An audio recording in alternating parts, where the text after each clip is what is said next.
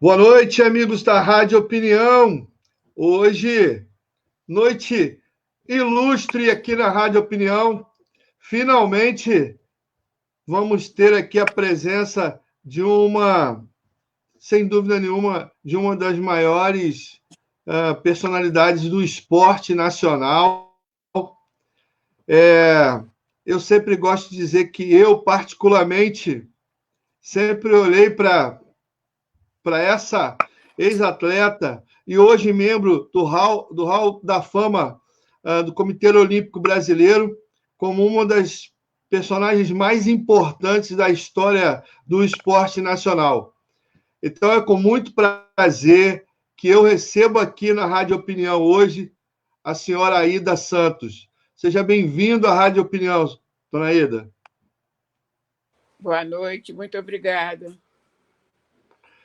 Olha, dona Aida, assim, eu antes de começar essa entrevista aqui, tive a oportunidade de conversar com a sua filha, dona Aida também, né? Também é mãe da Valesquinha, ex-atleta olímpica, jogadora de vôlei da seleção brasileira, já jogou pelo Botafogo, tem uma passagem também brilhante pelo esporte nacional. Eu conversava com a Valesquinha aqui, dizendo do quanto que a senhora passou muitas vezes por minhas aulas, que além de jornalista, sou professor de história. A sua história no esporte passou muitas vezes por minhas aulas, porque eu comparo sempre a senhora, o Jesse Owens e o Ademar Ferreira dos Santos, como exemplos no esporte que marcaram muito a identidade e a participação do negro no esporte brasileiro, no caso do Jesse Owens, no esporte mundial. Então, é sempre um prazer recebê-la aqui. Queria que a senhora começasse falando um pouquinho para a gente quais eram as dificuldades que um atleta tinha lá no período em que a senhora desenvolveu o atletismo aqui no Brasil. Dificuldades eram todas, né? Porque eu fiz atletismo por um acaso. Eu sempre gostei de voleibol. Eu gostava de voleibol, jogava voleibol pelo colégio, mas na minha época, negro não era permitido jogar voleibol, a não ser em campeonato colegial. E eu ia para o Caio Martins, aos domingos, jogar voleibol com meus colegas, mas dificilmente tinha coro. Não tinha nem 6, 3, 4. E a menina que me levava no Caio Martins, ela fazia atletismo. E ela me dava carona na bicicleta. E toda vez que nós íamos, ela falava: Aida, que você não faz atletismo? Você não consegue jogar voleibol porque não tem número suficiente. Eu falei: eu não gosto de atletismo, eu não conheço atletismo, né? E todas as vezes que a gente ia, nunca tinha corda, que é domingo, né? De manhã, é difícil. Então, aí um dia ela falou: olha, Aida, hoje vai ser o último dia. Se não tiver corda no voleibol e você não quiser para atletismo, você vai voltar para casa a pé. Porque a rua que nós morávamos era uma ladeira, eu ainda tinha que subir o morro. Aí, infelizmente, ou felizmente, não sei, não tinha coro, e ela falou: você tem que ir para o atletismo. Ela fazia salto em altura, e aí mandaram que eu soltasse, né? Aí eu, sem saber, soltei 1,40, né? E aí o recorde do estado do Rio, na época, era 1,45 da Carmozina Reis de Itapiruna. Aí ficaram encantados, eu nunca tinha saltado 1,40. Foi aí que tudo começou. Diante de uma situação de adversidade, né, de dificuldade, a senhora se encontra com o esporte e escreve o seu nome de forma tão brilhante. Como é que era, nessa época, para as famílias, assim, chegar em casa e dizer para o pai, para a mãe: olha, eu quero ser atleta, eu quero ser do atletismo. Como é que era isso, dona Aida? Lá em casa ninguém queria que fizesse o esporte, muito menos meu pai. Então, como eu saltei em 40, logo em seguida tinha uma competição chamada Rubens Fosel, no Campo Fluminense. Aí o técnico, né, de Niterói me preparou todo mundo para que eu fosse para a competição. Só que quando eu falei meu pai que ia para o atletismo, ele não deixou que eu fosse. Eu não fui. E aí, infelizmente, choveu, não houve competição. Por que você não foi? Meu pai não deixou que eu fosse, então eu não fui. Transferida a competição para uma outra data. A colega Vilma, que me levava, porque a Martinha também competia. Então, infelizmente, não se deve mentir.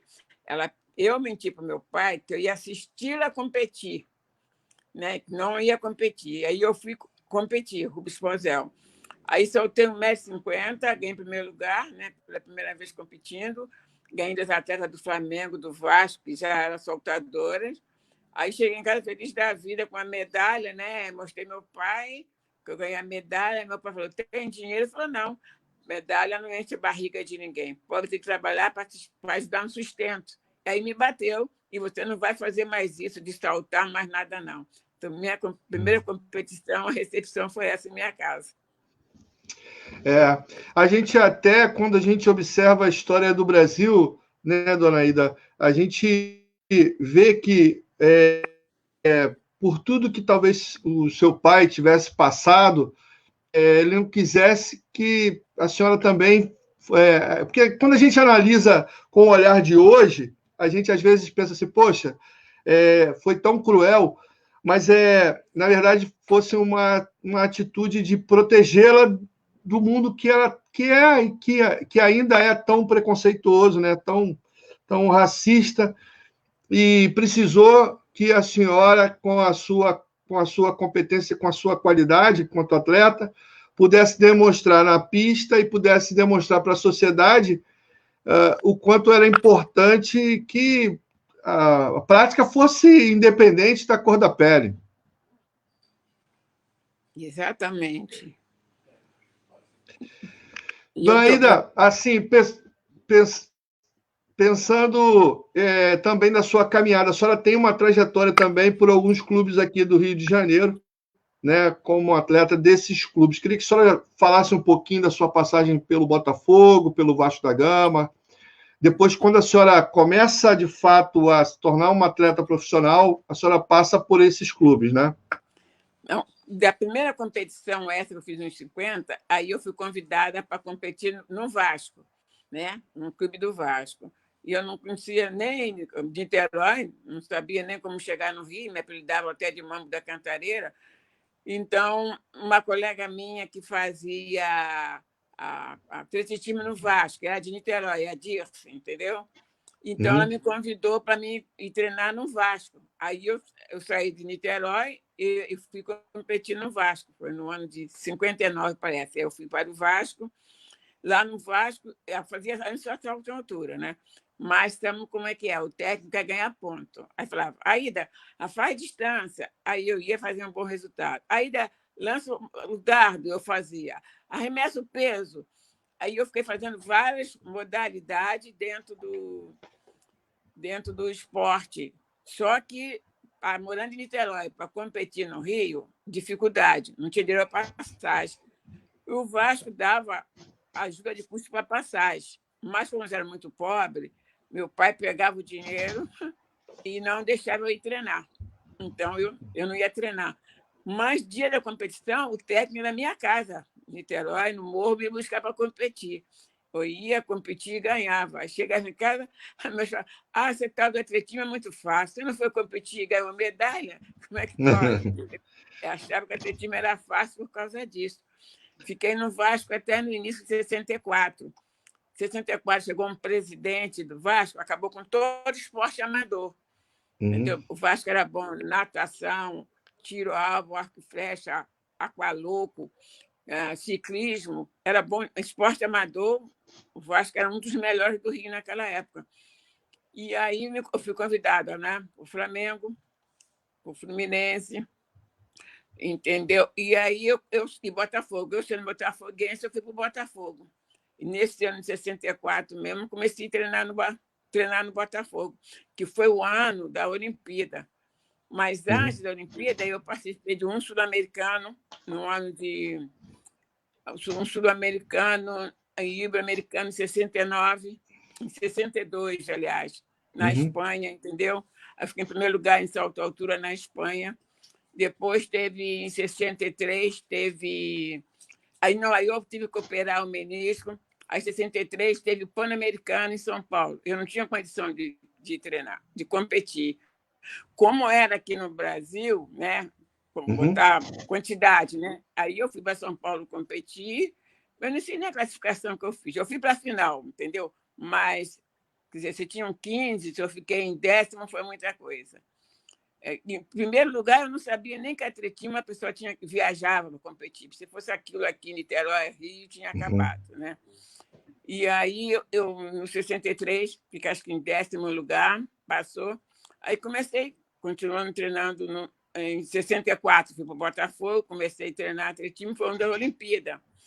Mas não sei que você sabe que os atletas, pelo menos esporte individual, que estão cogitados, eles ficam treinando para melhorar o resultado. Eu não estava cogitado para ir no salto em atletismo e nem em Olimpíada.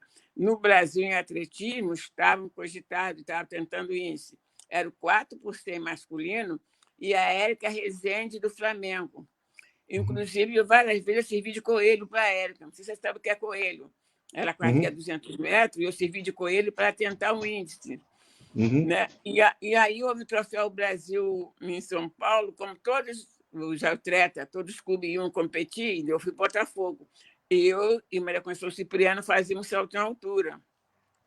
Na competição, eu soltei 1,65 e a Cipriano 1,71. Aí nos disseram assim, vocês duas alcançaram o índice para ir para a Olimpíada de Tóquio, que é 1,65. Bom, então, se nós alcançamos, nós pensamos, então agora vamos treinar, né, para fazer um resultado melhor no dia da competição. Mas nada disso aconteceu. Nos fizeram fazer 5 ou 6 eliminatórias. Fizeram então em Minas, São Bernardo, Santo André. Quer dizer, um belo dia me avisaram, olha, dia 6 de setembro, a Olimpíada foi em outubro. Olha, amanhã o COB está convocando, que é o último dia de tentar o índice. Nós já tínhamos alcançado o índice, eu e ela. E nessas 6 competições que foram feitas, eu sempre saltei 1,65, não conseguia 1,68. E a Maria da Conceição Cipriano, depois de 1,71, nem 1,65 ela não conseguia. E eu sempre repeti 1,65, que era dentro do índice. Então, no dia 6, eu fui avisada que no dia 7 eu tinha que estar no Maracanã para competir, às 14 horas, mas podia ir de manhã para o Maracanã, no alojamento, ficava lá concentrado, almoçava, e às 14 horas seria a prova. Aí eu falei para minha mãe, olha, eu tenho que fazer a última prova, entendeu? Do atletismo, salto em altura, às 14 horas. Ela falou, você pode até ir, mas antes você tem que fazer as coisas de casa. Então, eu tive que lavar a roupa, carregar água, encerar a casa, que era com escovão. Depois você vai. Aí eu fui, mas cheguei lá cansada, falei para o meu técnico, não técnico da eleição, técnico do Botafogo, falei, olha, eu vim por consciência para dar uma satisfação. Eu nunca fui à Olimpíada, nem quero ir à Olimpíada, eu estou cansada. Aí ele perguntou, você se concentrou? Eu falei, me concentrei. Eu lavei roupa, eu carreguei água, entendeu? Encerei casa, estou cansada. Eu não quero ir à Olimpíada, não. Eu não vou fazer mais o teste, eu não estou... Então, aí ele insistiu, aí eu e a Cipriano fomos fazer, seria o último teste, alcançar o índice. Aí eu fiz 1,65, não consegui 1,68. E a Maria da Conceição, nem 1,65 ela não conseguiu. Então foi dito, não, só vai a Ida, porque ela alcançou o índice, só vai ela. Mas aí a Ida vai agora, não tem uniforme para ela, porque a Olimpíada já era no mês seguinte. Todas as outras modalidades, que só tinha masculino, entendeu? O atletismo não tinha, masculino, e a única mulher do atletismo, a única mulher da delegação. Natação, basquete, vôlei, né? Natação, tudo já tinha uniforme. E aí, como é que vai ser? Não tem uniforme para ela desfilar. Aí eu falei assim, olha, eu tenho um uniforme que eu desfilei na Espanha, no Ibero-Americano, a saia é cinza, a blusa branca, um paletó azul marinho. É com essa roupa mesmo que você vai. Então, essa roupa que eu desfilei na Vila, na abertura da Olimpíada, né, no Japão. E para competir, né, a CBD me deu, naquela época não tinha confederação, tinha a federação e a CBD que tomava conta dos esportes que não tinha confederações. Então, aí me deram um agasalho, um short e uma blusa. Aí eu falei, bom, se eu for treinar com esse uniforme, o chinelo da competição vai estar suja. Aí eu pedi o Botafogo emprestado um agasalho. O Botafogo me emprestou um agasalho, um uniforme para me treinar, e eu treinava, desculpa, treinava com esse uniforme. Só que quando chegamos lá no Japão, eu era a única na delegação, né? A delegação e Olimpíada, o país nunca vai todos juntos. Vai basquete, vôlei, natação, esgrima, entendeu?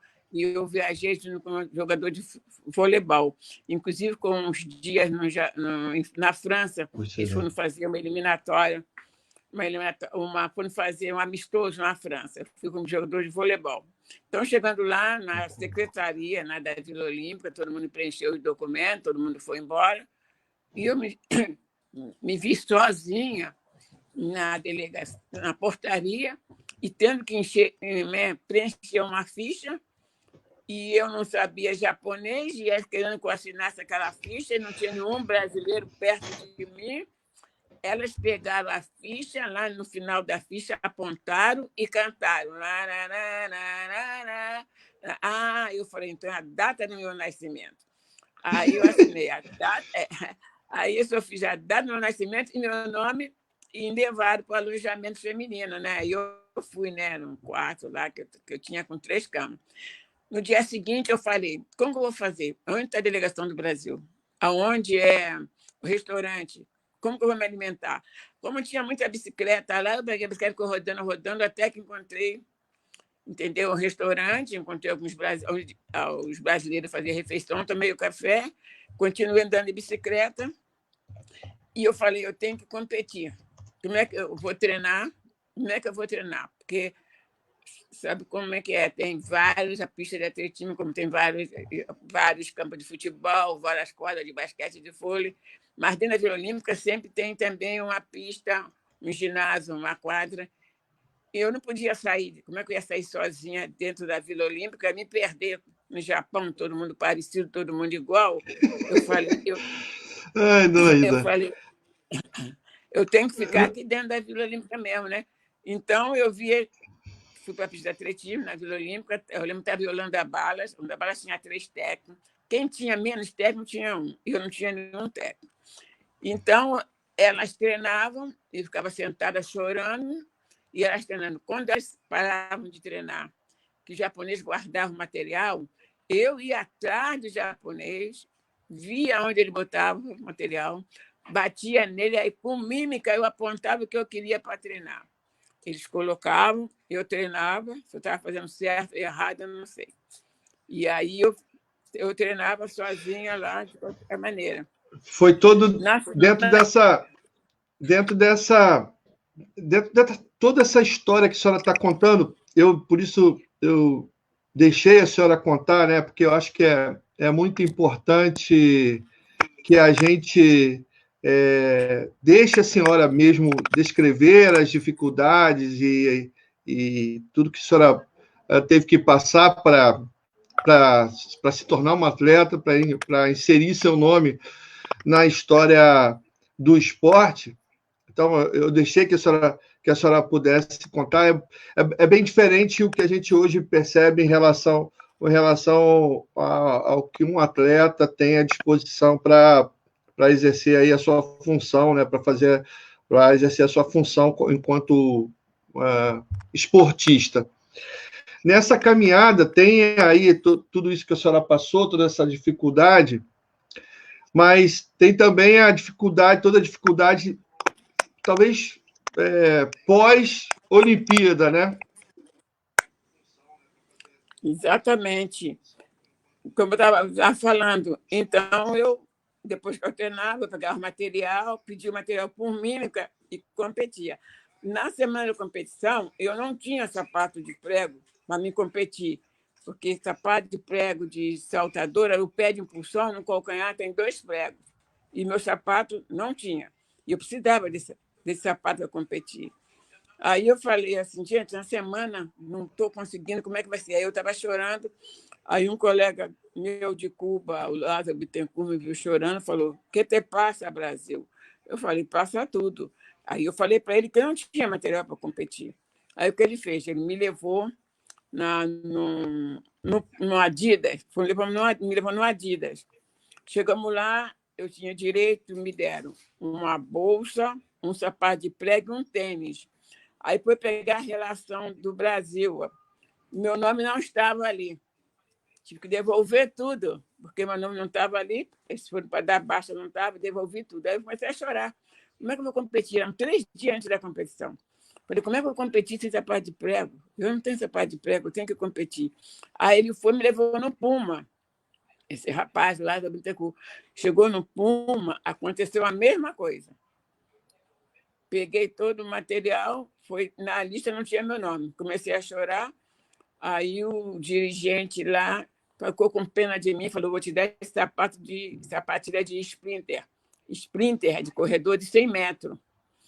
Aí eu falei, ou eu vou com esse sapato de 100 metros, ou eu vou ter que competir descalço.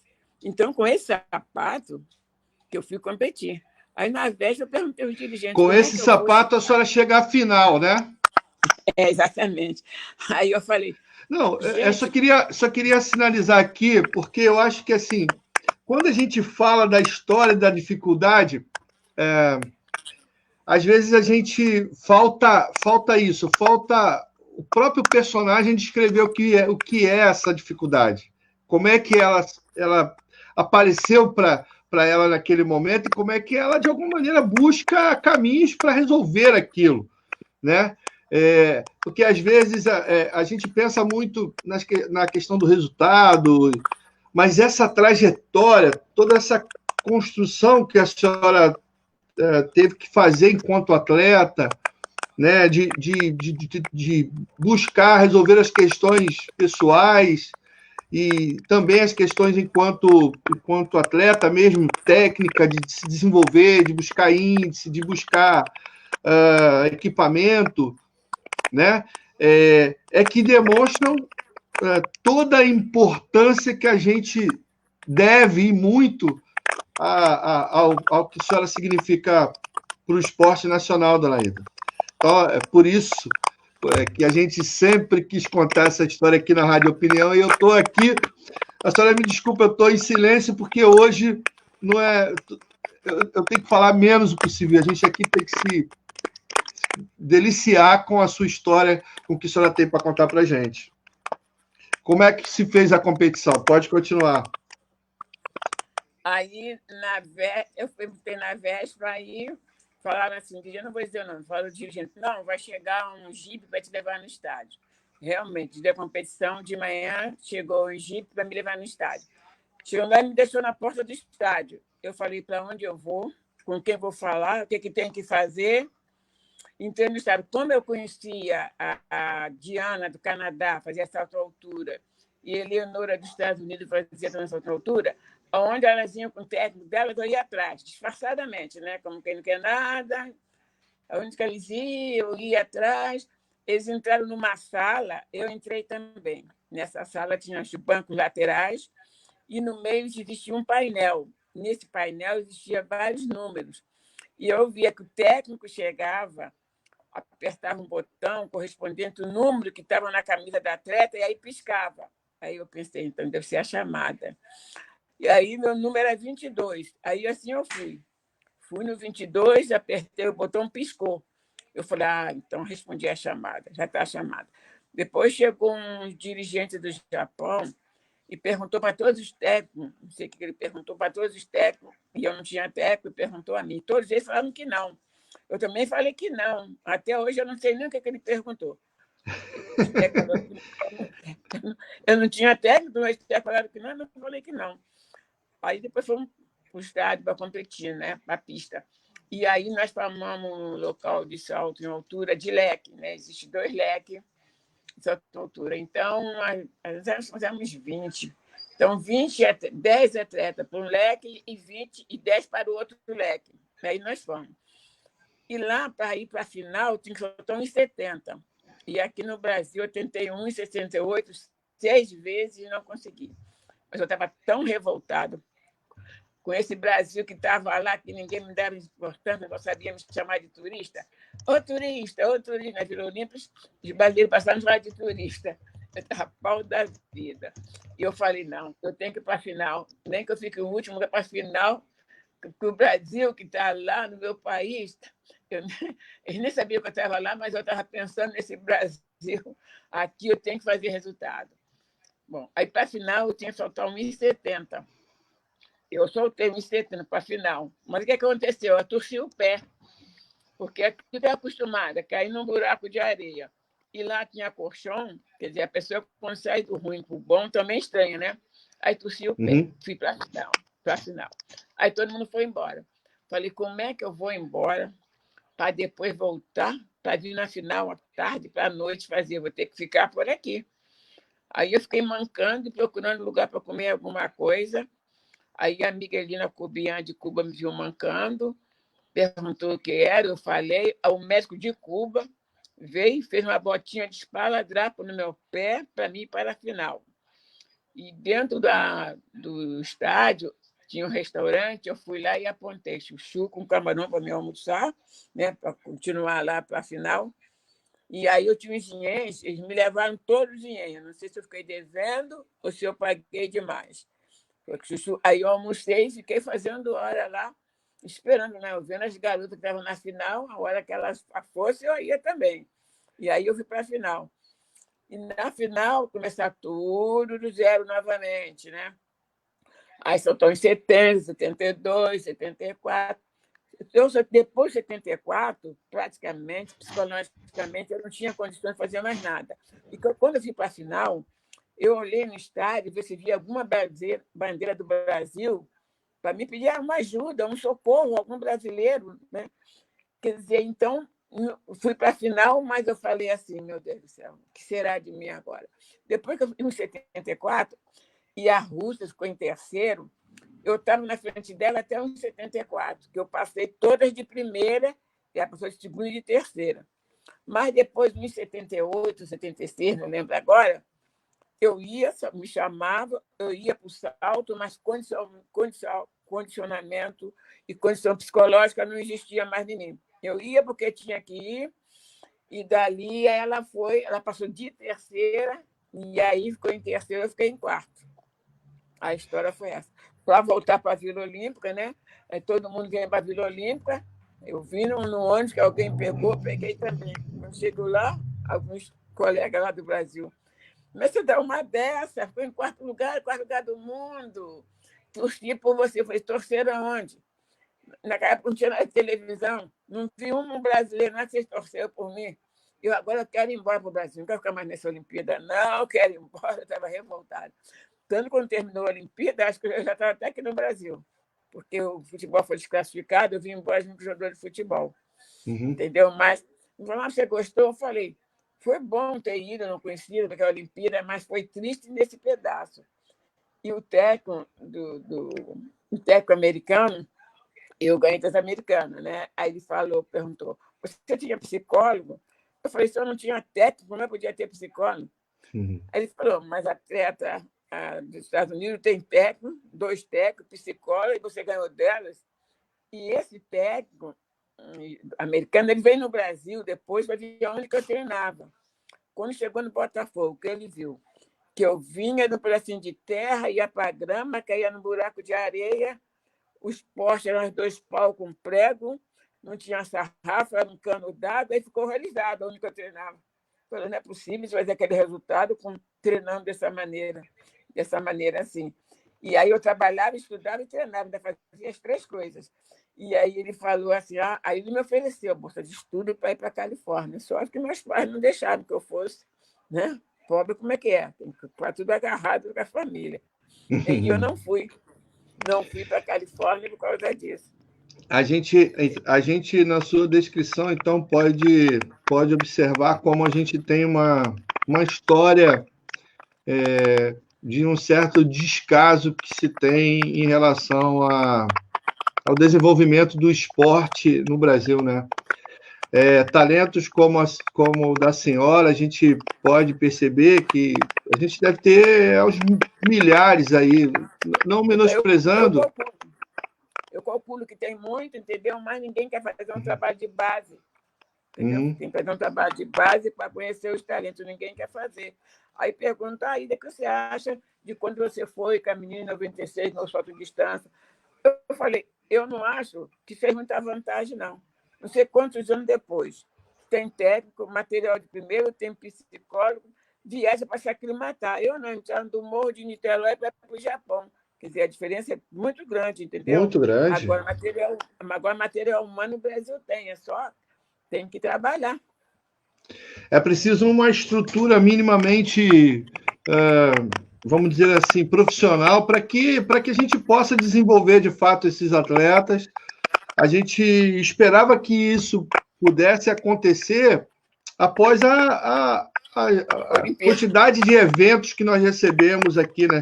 Nós tivemos pouco mais de uma década de eventos esportivos acontecendo no Brasil, em especial a Olimpíada, e o que a gente observa é que do chamado legado olímpico pouca coisa ficou, né, dona Ida?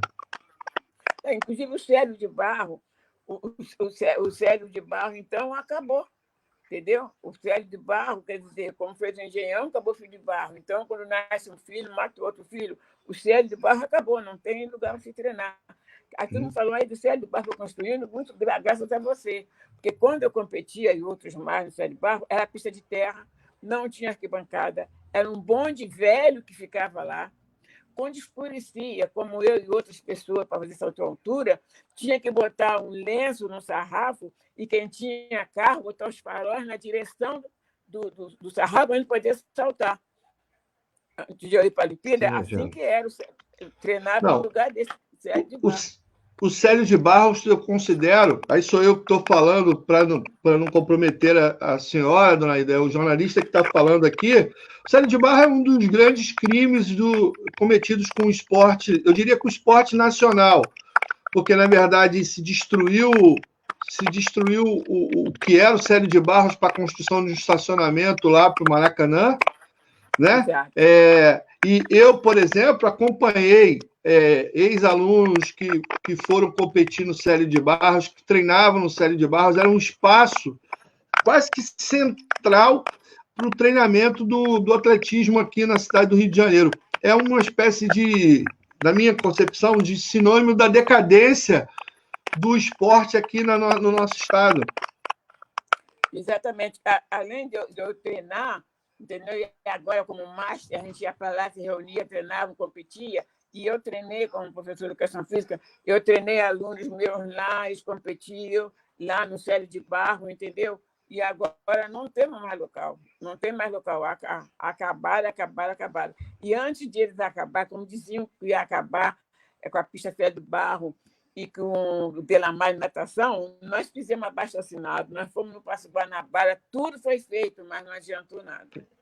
Nessa época eu cheguei a participar também e a escrever e a lutar para que isso não acontecesse, com o Célio de Barro, mas nós tínhamos uma configuração política na época que estava preocupado com uma série de outras situações e muito menos com a formação, com o desenvolvimento. A senhora sabe o que o esporte fez com a senhora, fez com a sua vida, não é mesmo? Sem o esporte, certamente, né, se buscaria outros caminhos tão positivos quanto, mas o esporte na vida da senhora foi a construção de uma história. Foi tudo. O esporte foi tudo para mim na minha vida, entendeu? Inclusive, eu tinha uma ONG, né, de crianças carentes, que eu trabalhava, eu conversava com os pais responsáveis, falando o que é o esporte, o que é a minha vida, como eu cheguei, como tinha que ser, entendeu? Mas nós lutávamos, o prefeito, o governador, tudo me enrolava, ninguém dava nada, tirava dos nossos bolsos, de mim, de Valesca, do meu marido. No final, as crianças estavam sendo assaltadas na rua. As crianças iam da aula, que nós dávamos atletismo e voleibol, as crianças estavam sendo assaltadas. E uma mãe, uma vez, eu tinha que ir na delegacia, que estava com o uniforme, Instituto da do Santo, teria que ir na delegacia com uma mãe que tinha roubado. Quer dizer, o que eles roubavam? Roubavam o material das crianças, as crianças tinham celular, roubavam o celular, ficaram roubando as crianças. Aí não tinha como, eu tive que acabar. Já não tinha apoio, entendeu? De quem deveria dar o apoio, entendeu? E a gente estava sendo roubada, entendeu? Eu fiquei triste quando chegar. Ficamos com mais ou menos quase 10 anos prostitutos. É uma grande pena mesmo que a gente tenha que retratar ainda o esporte dessa maneira. A gente ainda tem o sonho e a esperança de que muita coisa possa acontecer de positivo. Antes de eu lhe perguntar sobre o Hall da Fama, eu queria te fazer uma pergunta que é o seguinte: a senhora falou que o sonho era jogar vôlei. Exatamente. Mas aí, a senhora tem uma filha e, de repente, ela se torna não só uma jogadora de vôlei, mas uma excelente atleta que teve uma trajetória das melhores que a gente conhece. Foi um pouco a realização do seu sonho, dona Ida? Assim, ela, com 14 anos, ela começou a fazer atletismo. Não, com 12 para 13 ela começou a fazer atletismo comigo, atletismo. E eu era diretora de voleibol do Botafogo. E eu tinha que ir ao Botafogo, ela ia comigo, então me pediram para jogar voleibol. Só que eu dava aula de voleibol na faculdade, na UF, e quando ela estava de férias, entendeu? Eu levava e treinava ela, né? Como os outros meus filhos também. Manchete, toque na parede. Eu treinava eles já o voleibol, mas ela fazia atletismo comigo. Aí ela, com 13 anos, foi para o voleibol, né? Insistiram, ela não queria, mas insistiram e acabou indo. Aí, com 14 anos, ela pegou a seleção carioca de voleibol. Nesse mesmo ano, ela pegou a seleção carioca de atletismo. Quando ela voltou, eu falei: você tem que escolher uma coisa ou outra. Ela escolheu o voleibol. Que bom, que bom. O atletismo ia recebê-la muito bem, porque a gente sabe do empenho que ela sempre teve para tudo que faz, mas foi bom para o voleibol. E eu confesso que senti um enorme orgulho de vê-la envergando a camisa do Botafogo também, que foi um momento especial. E eu acho que deve ser a realização para uma mãe, né? Tranquilo, tranquilo. Participando. Para fazer bem feito. Dona Ida, participando conosco aqui, está a Terê Baltazar. Ela está dizendo assim: a ONG é maravilhosa, infelizmente o incentivo e apoio acabou. Minha família fazia parte. Olha aí, ó, deixando aí uma declaração dizendo que a ONG era super importante. Ou seja, a gente nem resiste do quanto essa ONG foi importante de fato. A Sandra Pinto está dizendo aqui: eu sou suspeita, mas admiro muito essa personalidade, está falando da senhora, grande atleta de uma humildade sem comentário. Como diz o ditado, o talento pode ser passado de pai para filho, nesse caso, de mãe para filha, tal mãe, Aida, tal filha, Valesquinha, grandes personalidades. Pessoal participando conosco aqui da live, essa live que para mim é extremamente especial, já disse, com a dona Aida Santos. Pessoal reconhece essa trajetória da senhora, todo esse esforço que a senhora acabou de descrever para nós, e, é claro, descreve o quanto também foi importante para o esporte nacional a sua filha. Obrigada. Dona Ida, agora eu quero falar exclusivamente de um negócio que assim, eu encontrei com a senhora no prêmio Olímpico, lá no Cidade das Artes. Não sei se a senhora se lembra de mim, mas eu, claro, fui lá falar com a senhora. Eu falei com a Valesca, tantas pessoas falaram comigo, porque eu fui recebi o Prêmio Olímpico, eu entreguei o Prêmio Olímpico, várias vezes eu ia para assistir, aí de 3 anos para cá eles não me convidaram mais. Quando chegou em março, né, no passado, no Dia Internacional das Mulheres, eu fui no COB, né, para fazer uma palestra, para lá conversar, e eu perguntei: por que vocês não me convidam mais para o Dia Olímpico? Aí eles me convidaram, né? Quer dizer, aí todas as pessoas vieram falar comigo. Quer dizer, eu não estou lembrando, sinceramente, mas você fala: foi bom você vir, você tinha que ter vindo, várias pessoas falaram. Eu fui uma delas. Eu tenho uma história com esse prêmio, dona Ida, que é o seguinte: eu também tenho uma trajetória humilde. Eu fui motoboy, entregava correspondência aqui no Rio de Janeiro, e durante um tempo eu entregava os convites para os atletas como motoboy. E numa dessas vezes em que eu entreguei o convite, uma certa vez eu entreguei para uma outra mulher que também se destacou bastante no esporte e que hoje dá nome ao parque aquático, né? Tia Lenk. Isso. Foi uma história linda que num outro momento... A gente não vai ficar só nessa entrevista, não. A gente vai ter outros momentos aí. Eu vou lhe contar pessoalmente como é que foi esse encontro, mas ela marcou imensamente a minha vida, assim, pelas coisas que me falou, com o jeito dela, com aquele comportamento humilde que a Maria Lenk tinha. Então, quando eu cheguei no prêmio, assim... Nossa, eu entreguei como motoboy. Ali eu estava chegando como jornalista para fazer matérias. Eu estava imensamente emocionado com toda aquela situação e lhe encontrei lá. E quando eu vi que a questão do Hall da Fama, vi o Joaquim Cruz, eu falei, vai chegar o dia que vão ter que chamar a dona Ida ali. E eu fui lá falar com a senhora um pouquinho sobre isso. Então eu queria saber da senhora, como é que a senhora recebeu isso? Porque... de todos os agraciados, a senhora é a única mulher, uma mulher negra, recebendo o prêmio, que é um prêmio fantástico para todo atleta, para todas as pessoas que construíram uma história no esporte. Quer dizer, eu já estou até emocionada desde já, né? É muita emoção, gratificante, como quando eu recebi também o troféu Ademar Ferreira da Silva, eu recebi no Teatro Municipal, entendeu? Uhum. Eu fui uma das mulheres que recebi muito antes de outros atletas de outra modalidade, entendeu? É muito emocionante. A senhora chegou a conhecer o Ademar, dona Ida? Conheci.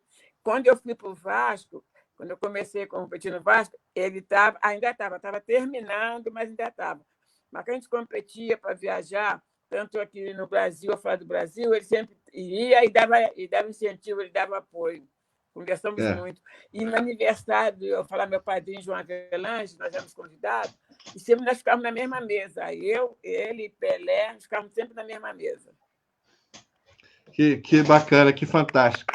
Dona Ida, o Rafael Cardoso, participando conosco aqui da nossa live, está perguntando assim, pergunta para a tia se ela lembra das melhores marcas no pentatlo. Eu quero saber. Acredito que o Rafael deve ser do pentatlo também, está perguntando. Muito obrigado, tá, Rafael, por participar conosco aqui da Rádio Opinião. Eu não lembro, não, porque, inclusive, o Rafael, ele é do Rio Grande do Sul, e uma época eu trouxe ele para o Rio, entendeu? Para ele competir no pentatlo. Então, ele veio fazendo resultado com relação à idade dele, excelente resultado em relação a um outro atleta que fazia o decathlon, entendeu? Fazia o pentatlo. Ele falou aqui no decathlon. Ele fazia o decathlon. Ele foi um resultado, assim, ele chegou, ele era juvenil ainda, um resultado estrondoso.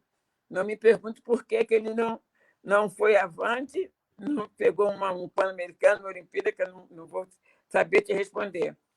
Entendeu?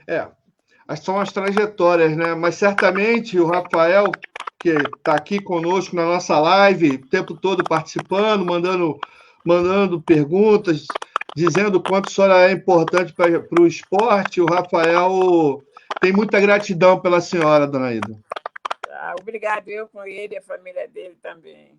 Ele está dizendo aqui que ele é recordista gaúcho há 18 anos e que treinava por e-mail com a senhora.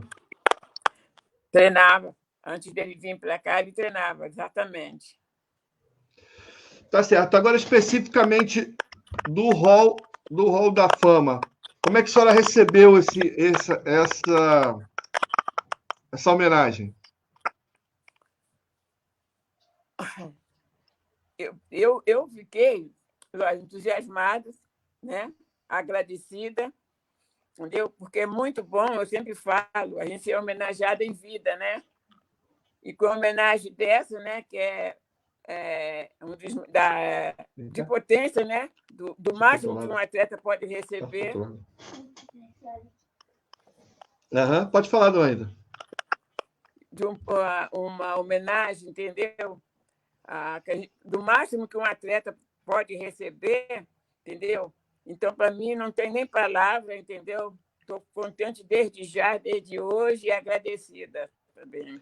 Então, dona Ida, a ideia de trazer a senhora aqui, na verdade, é um pouco essa. Essa do meu lado aqui esquerdo, do seu direito da senhora é a Maria Eduarda, tem 7 anos, a minha filha, e essa aqui é a Aurora, tem 7 meses. Tudo que a senhora fez... Quem faz natação aí? A Maria Eduarda está começando. Eu sou técnica de natação. Então, a ideia de trazê-la aqui, de sempre exaltar nomes como o da senhora na história do esporte, é porque a gente entende que o que a senhora fez, seja para os seus atletas como o Rafael Cardoso, que descreveu aqui, as outras pessoas que passaram aqui, é para que deixasse para elas, para essas pessoas aqui, um legado importante, uma história bonita como atleta, como ser humano, como professora. Então, eu fiz questão de trazer as minhas duas, aquilo que eu tenho de melhor na minha vida, que são minhas filhas, para lhe ver aqui. Eu juro que eu ia fazer isso o dia que fosse pessoalmente. A Maria Eduarda, então, gosta de um microfone, de uma câmera, é bem chegada numa entrevista, e eu queria muito lhe apresentar pessoalmente para ela. Então, a gente, nesse momento, está fazendo isso aqui. Eu lhe agradeço imensamente por participar conosco aqui da nossa live, aqui na Rádio Opinião.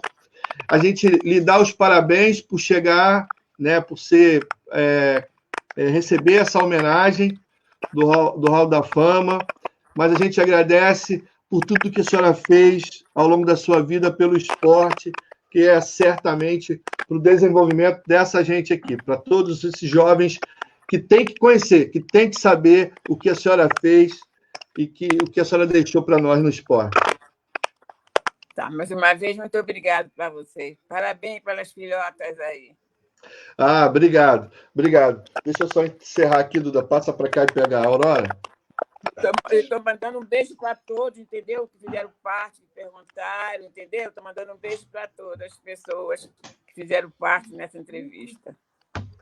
A gente que agradece, dona Ida. Foi um prazer falar com a senhora. A senhora está se cuidando, está tudo bem? Está tudo bem aí nesse momento da pandemia? Não pode sair de casa, né? Tem que ficar presa, né? Então, eu imagino que a Valesquinha deve estar apertando bem a senhora aí, né? Na época da dose de idoso.